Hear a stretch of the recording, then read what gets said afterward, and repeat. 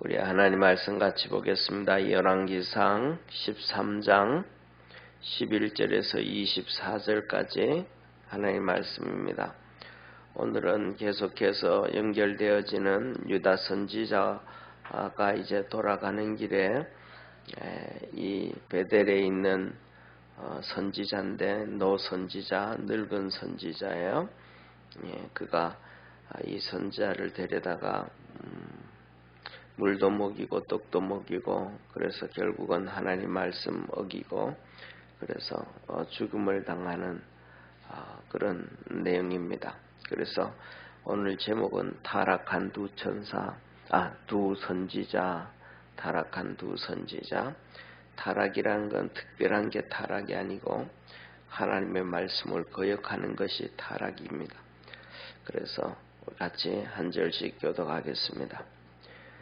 베델에 한 늙은 선지자가 살더니 그 아들들이 와서 이날에 하나님의 사람 베델에서 행한 모든 일을 저에게 고하고 또 그가 왕에게 고한 말씀도 저희가 그 아비에게 고한지라. 그 아비가 저희에게 이르되 그가 어느 길로 가더냐 하니 그 아들들이 유다에서부터 온 하나님의 사람의 강기를 보았음이라. 저가 그 아들들에게 이르되 나를 위하여 나귀의 안장을 지우라. 저희가 나귀의 안장을 지우니 저가 타고 하나님의 사람의 뒤를 쫓아가서 당수리 나무 아래 앉은 것을 보고 이르되 그대가 유다에서 온 하나님의 사람이뇨. 대답하되 그러하다. 저가 그 사람에게 이르러 나와 함께 집으로 가서 떡을 먹으라. 대답하되 나는 그대와 함께 돌아가지도 못하겠고 그대와 함께 들어가지도 못하겠으며 내가 이곳에서 그대와 함께 떡도 먹지 아니하고 물도 마시지 아니하리니. 이는 여호와의 말씀이 내게 이르시기를 내가 거기서 떡도 먹지 말고 물도 마시지 말며 또 내가 오던 길로 돌아가지도 말라 하셨음이로다. 저가 그 사람에게 이르되 나도 그대와 같은 선지자라. 천사가 여호와의 말씀으로 내게 이르기를 그를 내 집으로 데리고 돌아가서 그에게 떡을 먹이고 물을 마시우라 하였느니라 하니 이는 그 사람을 속임이라. 이에 그 사람이 저와 함께 돌아가서 그 집에서 떡을 먹으며 물을 마시니라. 저희가 상 앞에 앉았을 때에 여호와의 말씀이 그 사람을 데려온 선지자에게 임하니 저가 유다에서부터 온 하나님의 사람을 향하여 외쳐 가로되 여호와의 말씀에 내가 여호와의 말씀을 어기어 내 하나님 여호와가 내게 명한 명령을 지키지 아니하고 돌아와서 여호와가 너더러 떡도 먹지 말고 물도 마시지 말라 한 곳에서 떡을 먹고 물을 마셨으니 내 시체가 내 열조의 묘실에 들어가지 못하리라 하셨느니라 하니라. 자기가 데리고 온 선지자가 떡을 먹고 물을 마신 후에 그를 위하여 나귀의 안장을 지우니라. 이에 그 사람이 가더니 사자가 길에서 저를 만나 죽임에 그 시체가 길에 버림받으니 나귀는 그 곁에 서고 사자도 그 시체 곁에 섰더라. 아멘. 아멘. 예, 오늘 그 베델에서 이 여로보암이 베델에서 신전을 짓고 단에 신전을 짓고 그 앞에 이제 큰 송아지를 만들어 놓고 이제 이 하나님 이렇게 이제 신전 봉헌식을 한단 말이에요. 그때 남쪽에 있는 유다 선지자가 와서 거기에 있는 제사장들 그들을 심판을 한다. 하나님이 하신다라고 얘기했어요. 이 남쪽에 요시아라는 왕이 일어나서 나중에 너희들 이 우상 숭배하는 금송아지 섬기면서 이게 신이라고 이스라엘의 신이라고 했던 이 섬기는 제사장들 너희들 이 제사장들은 스스로 다 제사장 된 사람들이에요. 다시 말하면 레위인으로 된 것도 아니고 하나님께서 선택해 준 아론의 후손도 아니고 여로보암이 제사장 되고 싶은 사람 하면 그냥 제사장을 다 시켜줬어요. 그래서 이 제사장들을 향해서 너희들은 이 짐승들처럼 이렇게 죽여서 나중에 요시야 왕이 불로 태워서 죽일 것이다.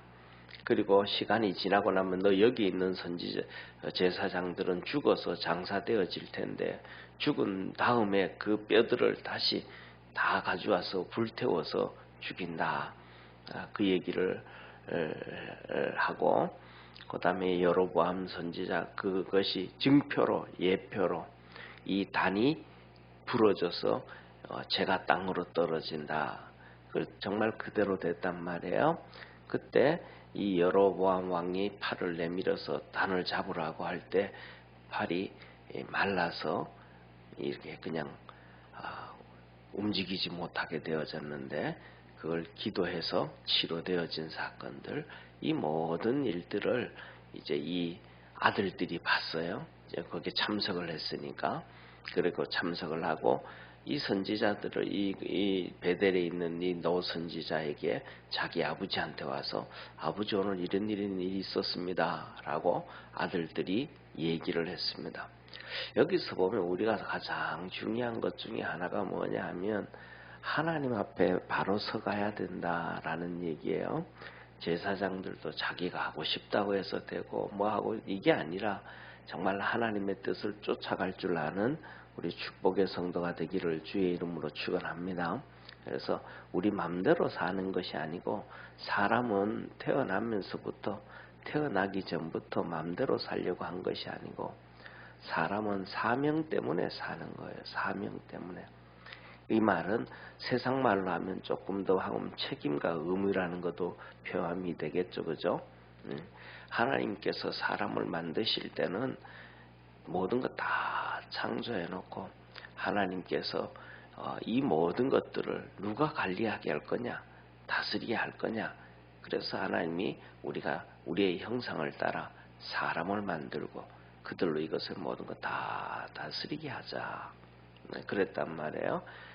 그래서 사람이 이 땅에 사는 것은 하나님의 뜻 안에서 하나님의 사명 때문에 살아가는 것이지 다른 의미는 없어요. 이 사명이 없다 그러면 세상에서 사람이 살아가야 될 의미가 아무것도 없어지는 거예요. 그런데 어느 날 이제 우리 전 세계가 이제 뭐냐면 스포츠로 전부 물들어져 버려서 스포츠로 다 물들어졌어요. 그래서 스포츠가 이제 뭐 예를 들면 박지성이부터 시작해서 우리나라 같은 경우에는 2002년부터 아주 큰 그런 스포츠 축구부터 시작해서 아주 팽배해져 가지고 그때부터 스포츠를 하는 사람들은 해외로 나가 가지고 뭐 예를 들면 손흥민이 같은 경우에도 연봉 한 거의 180억 정도 받는단 말이에요. 주급을 거의 3억 이상씩 받으니까 주급을. 그쪽에는 스포츠 하는 사람 주급을 내요. 매주마다 돈을 받는 거. 우리는 한 달에 한 번 받잖아요, 그죠? 이제 그것을 스포츠 하는 사람은 주급을 받아요. 매주마다 3억 이상씩 이렇게 받고. 그다음에 또 일반 사람들도 월급이라기보다는 주급을 받아요. 2주에 한 번씩 돈을 받아요. 2주에 한 번씩. 그래서 이제 뭐 4주 되는 경우에는 2번 받고 5주 되어지면 또 2주씩 이렇게 돌아가기 때문에 그렇게 받는데, 그러니까 이 운동하는 사람들이 돈을 엄청나게 많이 버는 거예요. 그들 인터뷰가 막 나오잖아요. 그럼 그때부터 이 사람들이 뭔 얘기하면 축구 즐긴다, 스포츠 즐긴다, 이런 즐긴다라는 얘기를 해요. 즐겁게 운동하고 즐겁게 뭐 하고.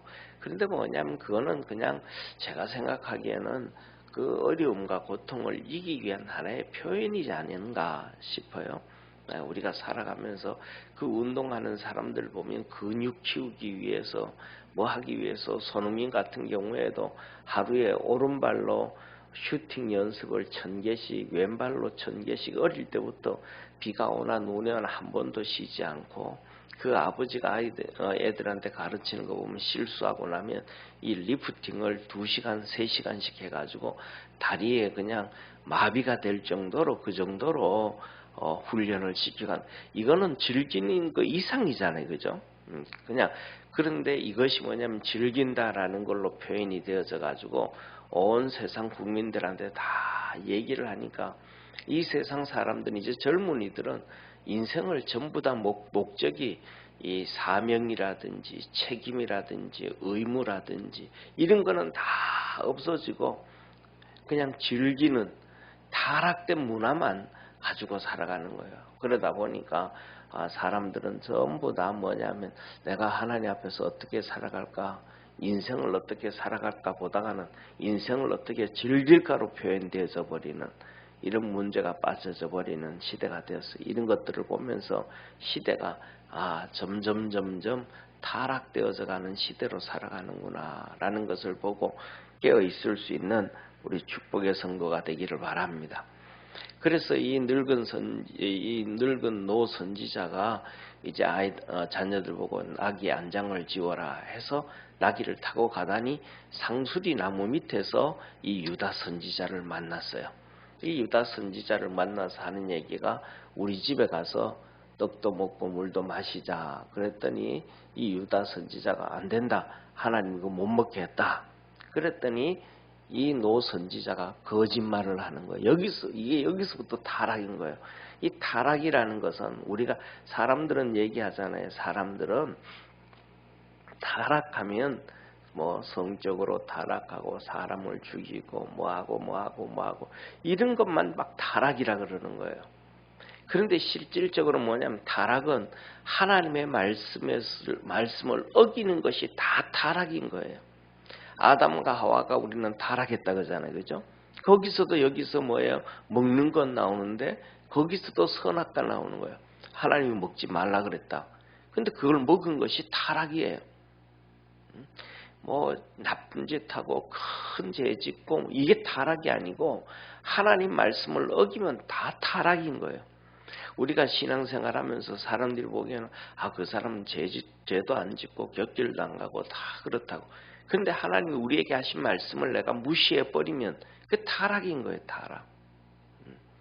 이게 그래서 뭐냐면 저와 여러분들이 이 타락이라는 개념이 좀 더 우리 인간적인 타락의 개념이 아니고 신앙적인 타락의 개념을 좀 더 살려 올릴 수 있는 믿음의 성도가 되기를 바랍니다. 그래서 이 하나님의 말씀을 무시하면 다 타락이 되는 거예요. 그래서 이 노 선지자가 거짓말을 해요. 하나님의 천사가 내게 와서 하나님 말씀을 전해줬는데 당신 우리 집에 와서 물도 마시게 하고 떡도 마시게 하고 그래서 보내라 그랬다. 그렇게 얘기를 해가지고 속여가지고 이들을 이제 자기 집으로 데려왔어요. 자기 집으로 데려왔어요. 그래서 와가지고 이제 상 앞에 앉아 식사를 다 차려놓고 상 앞에 앉았어요. 상 앞에 앉았는데 이 노 선지자에게 하나님의 말씀이 막 그냥 막 입마신 거예요. 하나님 말씀이 입마셔가지고 막 그냥 외치기 시작해서 막 선포를 하기 시작하는 거예요. 예를 들면 지금 우리 한동대 포항에 있는 한동대 교수 그 한동대를 세웠잖아요. 그 총장님이 이 두란노 교회 두란노가 아니고 이 하영조 목사님 교회 온누리 교회 장로님으로 계셨어요. 그리고 그때 아마 카이스트 교수로 계셨어요. 그러니까 우리나라에서도 교수 중에서도 손에 꼽히는 외국 그 학교에서도 인정해주는 그런 교수님이 있고, 그 다음에 온누리 교회 장로님이었고, 정말 괜찮으신 분이었어요. 그래서 인생을 이제는 좀 뭐냐 하면 즐길 수도 있는 교수로서 또 교회 장로로서 또 그다음에 뭐 다른 자세히는 몰라도 재정 이 경제적인 부분으로도 괜찮을 때가 됐어요. 그런데 포항에 있는 이 중소기업 하는 사장님이 고민을 했어요. 우리나라도 정말 기독교 학교가 좋은 신앙으로 무장되어져 있는 이 기독교 대학이 세워졌으면 좋겠다. 이런 계획을 가지고 그 학교를 설립하려고 기도를 했어요. 기도를 하다가 찾은 분이 바로 이 장로님이에요. 이분은 진짜 기도하는 분이고 신앙인이다. 그래가지고 이분에게 전화를 했어요. 그 중소기업 사장님이 내가 이런 학교를 세우고 싶은데 내가 알고 알아봤더니 교수님은 장로님은 기도하는 장로님이라 그래서 이렇게 전화를 했습니다 하면서 전화를 한 거예요. 그래서 이제 자기가 이런 학교를 기독교 학교를 신앙으로 무장된 학교를 세우기를 원한다 전화했더니 이 장로님이 한 칼에 거절해 버린 거예요. 나 그런 거 생각 없다고. 속으로 이제는 내가 교수로서 그다음에 장로로서 온누리교회 장로로서 편하게 살만한데 그 험한 길 내가 왜 가냐고 거절을 해버렸어요. 그랬더니 이 중소기업 사장님이 한 얘기가 내가 알고 있기로는 장로님은 기도하는 장로님인 줄 알았는데 내가 한 얘기를 어떻게 한 번도 기도도 안 해보고 단칼에 잘라버릴 수 있냐고. 나는 기도하는 장로님인 줄 알았다. 그런 거예요. 그랬더니 이 장로님이 그 말에 세상 말로 하면 뒤통수를 한 대 맞은 거예요. 그래가지고 내가 그럼 기도해보겠다고 일주일 기도해보겠다고 그냥 그 말을 하고 전화를 끊었어요. 그러면서 그 총장이 자기가 간증을 하기로는 그냥 일주일 시간 떼기 위해서 그냥 기도하는 장로라 그러니까 끝치를 못해가지고 일주일 시간 벌기 위해서 그랬다는 거예요. 그런데 그날 예배를 드리는데 하영주 목사님 메시지가 이 창세기 12장의 말씀이라 아브라함 얘기 너 친척 곧 또 아비 집을 떠나라.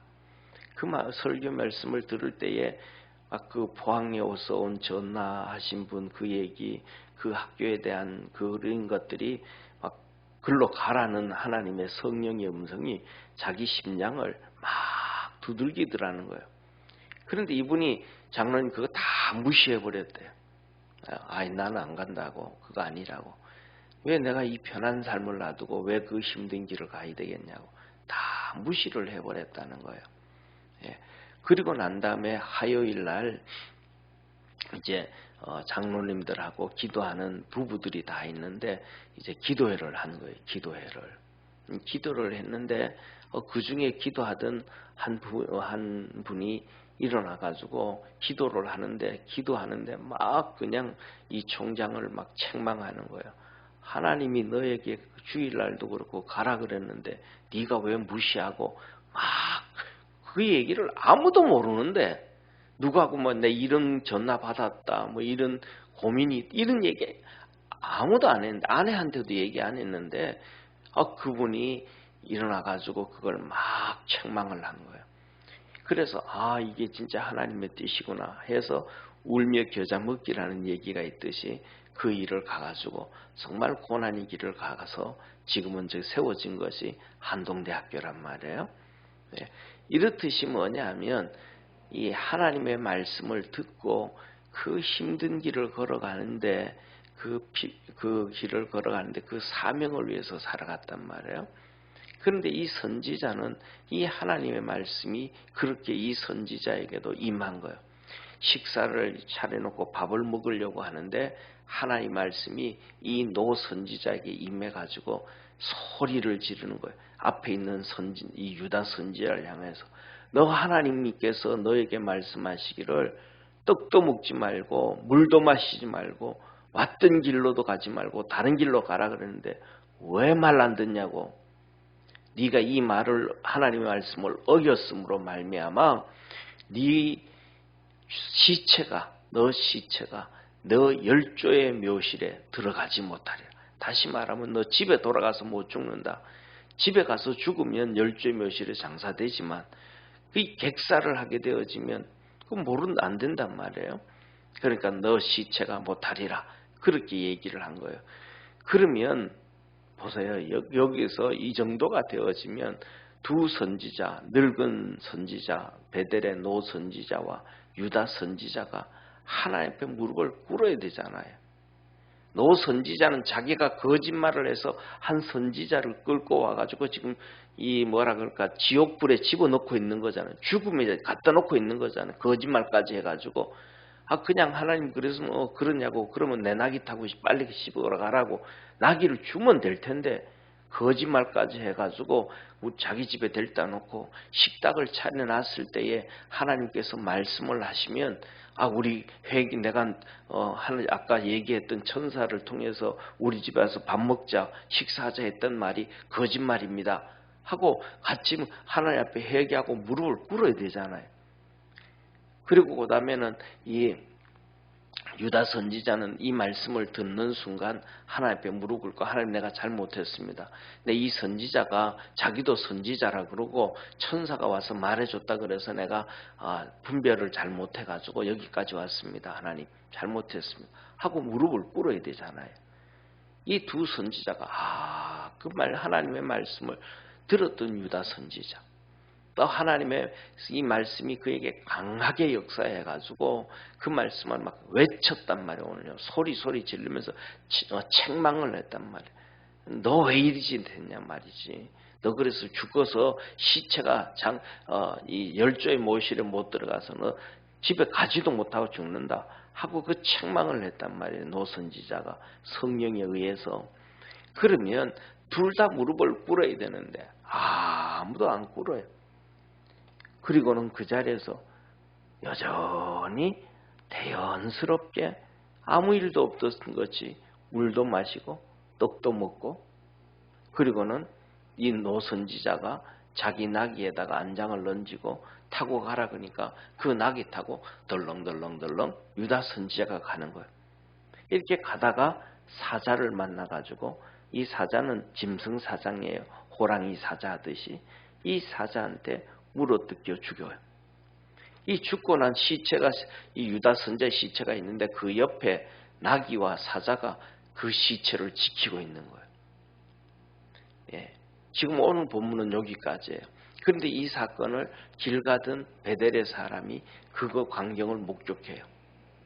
시체가 이 유다의 선지자 시체가 사자에 물려 죽고 그 다음에 사자와 나귀가 같이 있는 건 있을 수 없는 일이잖아요.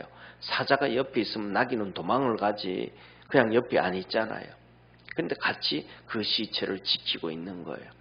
네, 그것을 이제 나그네가 이 베델 선지자에게 노 선지자에게 얘기를 해서 다시 이 선지자가 와서 이제 그 시체를 가져가서 장사를 지내는 내용이 이제 이어져 가는데 다음 주에 월요일 날 이제 보게 될 때 이어져 가는데 오늘 이 말씀을 보면서 이 두 선지자는 타락한 선지. 하나님의 말씀을 듣고 조금 가다가 지켰잖아요. 그죠? 베델에 그게 신당까지 와서 다 하고 상수리나무까지 와서는 지켰어. 근데 여기서 무너져 버린 거예요. 이걸 비유로 하면 예수님께서 씨 뿌리는 비유 말씀하셨잖아요. 그죠? 하나님의 말씀에 씨를 뿌리매 어떤 씨는 길가에 떨어지고 어떤 씨는 돌짝밭에 떨어지고 어떤 씨는 가시덤불에 떨어지고 어떤 씨는 옥토에 떨어졌느니라. 그 말씀을 다 지킨 사람은 옥토에 떨어진 사람. 그러니까 오늘 여기에 있는 유다 선지자 같은 경우에는 돌짝밭에 떨어진 이 선지자예요. 그럼 어디까지 이렇게 하나님 말씀을 지켰어요. 상수리 나무까지 지켰어요.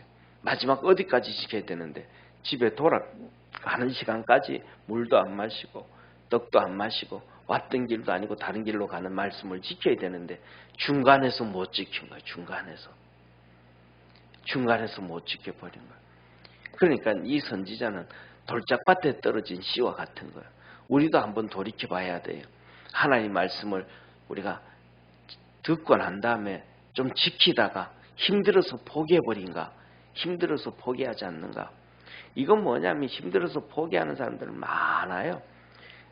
신학교 다니고 주의 종의 길을 가다가 보면 하나님이 부르셨는데도 어떤 사람은 부르지도 않았는데도 여기서 있는 것처럼 주의 종이 되는 경우도 있지만 하나님이 불러서 신학교를 왔다가 목회를 하다가 그 다음에 힘들어가지고 어려워서 포기해버리고 중간에 그만두는 사람 많아요. 이게 뭐예요? 이게 전부 다 돌짝밭에 떨어진 씨예요.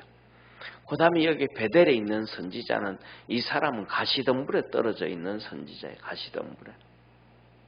이 사람은 하나님의 말씀을 듣고도 아무 결실도 못해요. 베델의 선지자 그 하나님의 말씀을 듣고도 그 거짓말 해가고 거짓말을 해서 유다 선지자를 자기 집으로 데려다 놓고 또 하나님 말씀을 전해줬는데도 그 하나님 말씀을 자기가 선언을 했으면서도 외쳐서 선언을 하고 책망을 하면서도 또 그게 뭐 언제 책망이 또 그냥 상처를 놓고 웃고 웃으면서 뭐 마시면서 또 이러는 또 완전히 그냥 어디냐면 완전히 이 가시덤불에시 열매가 하나도 없는 하나님의 말씀에 대해서 열매가 하나도 없는 이런 선지자. 그리고 더 나아가서는 길가에 떨어진 선지 이 지하처럼 사단이 와서 주워 먹었던 것처럼 그런 사람이에요. 하나님이 그렇게 책망하라고 말씀을 하고 해도 그냥 무시해버리고 지금 자기가 입에서 하나님께서 지금 역사하셔서 말씀을 줘가지고 그 책망을 하면 그 자리에서 뭐라 그래요? 자기가 차려놓던 상을 발로 거들며 차고 내가 잘못했다고 거짓말을 했다고 회개하고 당신 여기서 빨리 가라고 집으로 마시지도 말고 물도 먹지 말고 회개하고 빨리 가라고 쫓아내야 되잖아요. 근데 거짓말 했던 거에 대해서도 얘기 안 하고 하나님 말씀에 그 책망을 했는데도 불구하고 거기서 아무렇지도 안 하고 또 여전히 먹자고 완전히 사단이 그 안에 잡혀져 있는 길가에 떨어진 씨든지 아니면 가시밭에 떨어져 가지고 이런 거 아무것도 그냥 열매 없는 그런 선지자가 바로 이 베델의 노 선지자. 그래서 이 선지자들 두 명은 다 완전히 하나님 앞에서 타락한 선지자다. 오늘 이 본문 말씀을 보면서 우리 믿음의 성도들도 우리가 살아가면서 크든 작든 하나님께서 우리에게 맡겨주신 사명이 있다는 걸 알고 그 믿음으로 달려갈 수 있는 성도 되기를 바랍니다.